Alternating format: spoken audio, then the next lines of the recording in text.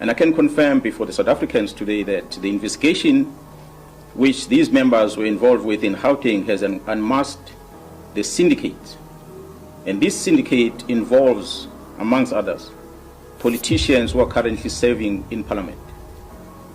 The law enforcement officers include the members of the South African Police Service, the Metro Police, and Correctional Services.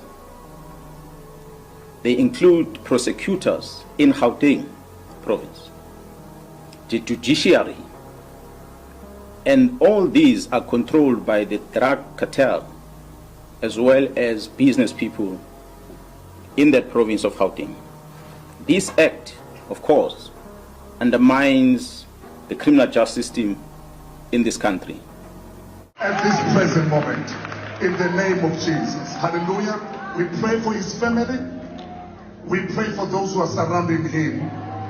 We need to pray and say, Lord, we need more men and more women like him who are going to stand in our country. Come on, stretch out your hands and pray for Mkhwanazi and his family. Father, in the name of Jesus, Father, we pray in Jesus' name. We bring this man, Mkhwanazi, together with his family. Father, we pray he will not be intimidated. You're going to raise many men and many women just like him, who's going to stand in a season like this for the sake of God's people and for the sake of the nation. In the name of Jesus, in the name that is above all other names. And then the church say, amen and amen. Come on, give God praise and take